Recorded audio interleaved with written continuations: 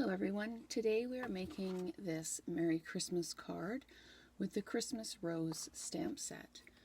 You're going to need a 5 1/4 by 4 piece of red cardstock, a 5 by 3 3/4 white cardstock.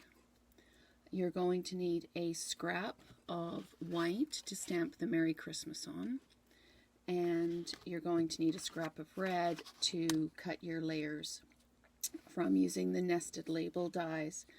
I'm using the garden green, real red, and crumb cake to color up the card. So what we're going to do to start is we're going to stamp the Merry Christmas on the first piece. So you just tap, tap, tap. Test it on a spare piece of paper to make sure you've got good coverage. Excellent. And stamp it fairly centrally on your scrap piece of paper. Once that's done, you put it through your Big Shot. I use the magnetic base. I line up my sayings so that it comes out fairly straight. Sandwich it up, run it through one way, run it back again, and you can do both pieces at the same time. They'll fit in your Big Shot base. So I'll just run the red through, and then we can stick those together, sandwich up, run it through, run it back.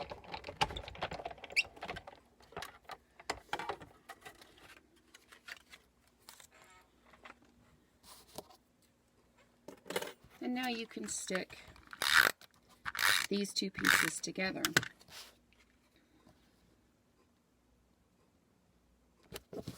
So you have your piece in the middle. And what I like to do is add the dimensionals now, so I don't forget to do that later. You can dress this card up with ribbon or anything else that you like. I just find I prefer to just leave things quiet and plain. So to start the halo around the outside, I take some of the background fill pieces, and again, stamp, stamp, stamp, double check your edges, and then you just go around the edges.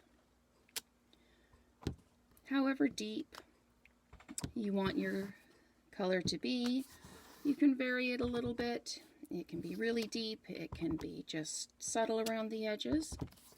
And you can leave some blank spots if you want to fill in with berries and pine cones. Each one tends to be just a little bit individual, and that's what I really like about these cards. You can dress them up, you can dress them down, and they say something different to everybody. So I'm going to use the real red now, and I'm just going to go around. I've added 2 different berry sets, so that I can get just a little bit of a different look. And I'm just going in at an angle, filling in some of the open spaces, keeping in mind that we are going to be coming around with the pine cones as well. There's a good spot for a pine cone right there.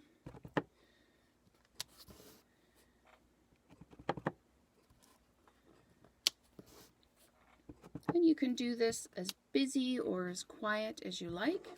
It's entirely your call. That's the really neat thing about stamping, is you can take an idea from somebody else and you can run with it. You can have something that's exactly yours. You can have something that's very similar to somebody else's. And the Stampin' Up community is a great support for ideas, questions that need to be answered, even just for inspiration. There you go. So that's done. This one you can see is a little bit more densely colored than the prototype that I made, but they're still good. So what you do now is you can take this piece, you can use your small adhesive, and you just stick it to your piece of red cardstock. And then you can take your greeting